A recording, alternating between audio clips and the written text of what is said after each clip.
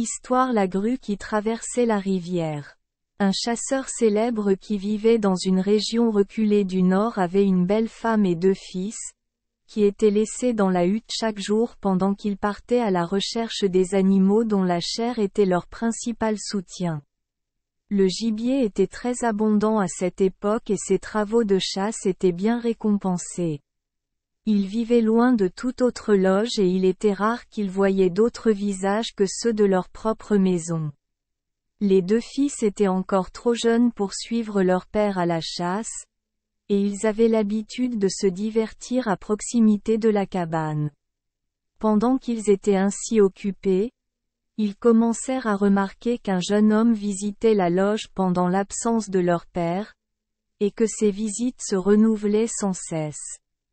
Enfin l'aîné des 2 dit à sa mère, « Ma mère, qui est ce grand jeune homme qui vient si souvent ici pendant l'absence de notre père? Désire-t-il le voir?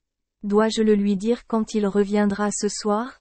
Nobessa, espèce de petit imbécile, dit la mère, faites attention à votre arc et à vos flèches, et n'ayez pas peur d'entrer dans la forêt à la recherche d'oiseaux et d'écureuils, avec votre petit frère. Ce n'est pas viril d'être jamais à la hutte. Point. Tu ne deviendras pas non plus un guerrier si tu racontes à ton père toutes les petites choses que tu vois et entends. Ne lui dis pas un mot. Les garçons obéirent, mais à mesure qu'ils grandissaient et remarquaient encore les visites de l'étranger, ils résolurent de parler à nouveau à leur mère. Ils lui dirent alors qu'ils voulaient faire connaître à leur père tout ce dont ils avaient été témoins, car ils voyaient souvent ce jeune homme passer par les bois, et il ne marchait pas dans le sentier et n'emportait rien à manger. S'il avait un message à transmettre dans leur loge, pourquoi ne l'a-t-il pas transmis à leur père? Car ils avaient observé que les messages étaient toujours adressés aux hommes et non aux femmes. Lorsque ses fils lui parlèrent ainsi, la mère fut très contrariée. « Je te tuerai, dit-elle, si tu en parles. » Dans la crainte, ils gardèrent le silence pendant un certain temps, mais, prenant toujours note du fait que l'étranger venait si souvent et furtivement à la loge, ils résolurent finalement de parler avec leur père. Aussi un jour qu'ils étaient dans les bois, apprenant à suivre la chasse, ils lui racontèrent tout ce qu'ils avaient vu. Le visage du père s'assombrit. Il resta immobile un moment, et quand enfin il leva les yeux, « C'est fait. » Il a dit, « Allez-vous, mes enfants, restez ici jusqu'à l'heure du coucher du soleil, puis venez à la loge et vous me trouverez. » Le père les quitta lentement, et ils restèrent à s'amuser jusqu'à ce que l'heure de leur retour soit venue. Lorsqu'ils arrivèrent au lodge, la mère n'était pas là. Ils n'osèrent plus demander à leur père où elle était allée, et depuis ce jour son nom ne fut plus prononcé dans la loge. Au fil du temps, les 2 garçons étaient devenus des hommes, et bien que la mère ne soit plus vue dans la cabane, occupée à ses tâches ménagères, ni sur le chemin de la forêt, ni au bord de la rivière, elle s'attardait toujours et toujours, près du lodge. Changée, mais la même, avec des regards effroyables et des bras flétris, elle apparaissait à ses fils au retour de la chasse, au crépuscule, à la fin du jour. La nuit, elle ouvrait sombrement la porte de la loge, se glissait à l'intérieur et se penchait sur eux pendant qu'ils cherchaient à dormir. Le plus souvent, c'était son front nu, blanc, osseux et sans corps, qu'ils voyaient flotter dans les airs et se moquer d'eux dans les sentiers sauvages de la forêt ou dans l'obscurité nocturne de la loge. Elle était une terreur pour toute leur vie, et elle rendait chaque endroit où ils l'avaient vue hideux aux yeux des vivants, de sorte qu'après avoir été longtemps secoués et assaillis, ils résolurent enfin, avec leur père, maintenant frappé par les années, de quitter le pays.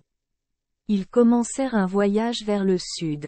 Après avoir voyagé plusieurs jours le long des rives d'un grand lac, Ils contournèrent une falaise escarpée et arrivèrent à une scène où il y avait une forte chute d'eau et une rivière sortant du lac.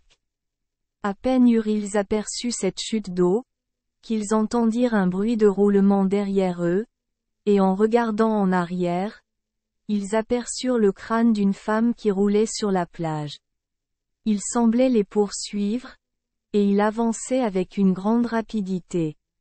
Quand voici, du bois voisin, apparut un corps sans tête, qui se dirigea vers la plage avec la plus grande célérité. Le crâne s'avançait trop vers lui, et quand ils regardèrent de nouveau, voilà. Ils s'étaient réunis et se hâtaient de rejoindre le chasseur et ses 2 fils. Ils pourraient bien être maintenant dans une peur extrême, car ils ne savaient pas comment lui échapper. À ce moment, l'un d'eux regarda dehors et aperçut une majestueuse grue assise sur un rocher au milieu des rapides. Ils crièrent à l'oiseau. « Tu vois, grand-père, nous sommes persécutés. Viens nous faire traverser les chutes pour que nous puissions lui échapper. » La grue ainsi adressée était d'une taille extraordinaire et était arrivée à un âge très avancé et, comme on pouvait s'y attendre, il était assis, lorsqu'il fut aperçu pour la première fois par les 2 fils, dans un état de profonde réflexion, racontant sa longue expérience de vie là-bas. Au milieu des tourbillons les plus violents. Lorsqu'il s'entendit appeler, la grue étendit son cou avec une grande délibération, et se soulevant lentement par ses ailes, il vola à leur secours. « Faites attention, » dit la vieille grue, « à ne pas toucher le sommet de ma tête. Je suis chauve à cause de l'âge et de longs services, et très sensible à cet endroit. Si vous aviez la malchance de mettre la main dessus, je ne pourrais éviter de vous jeter tous les 2 dans les rapides. » Ils obéirent scrupuleusement à ses instructions et furent bientôt débarqués en toute sécurité sur l'autre rive de la rivière. Il revint et porta le père de la même manière. Puis il reprit sa place là où il avait été aperçu pour la première fois, au milieu même des remous du ruisseau. Mais la femme, qui avait atteint le rivage, s'écria. « Viens, mon grand-père, et emmène-moi, car j'ai perdu mes enfants et je suis très affligé. » Le vieil oiseau obéit à son appel et vola à ses côtés. Il répéta soigneusement l'avertissement qu'elle ne devait pas toucher le sommet de sa tête, et il était si désireux qu'elle le prenât à cœur, qu'il le revit une seconde et une 3e fois, mot à mot. Il la supplia de garder à l'esprit qu'elle devrait respecter sa vieillesse, s'il lui restait le moindre sens de la vertu. Elle promit d'obéir.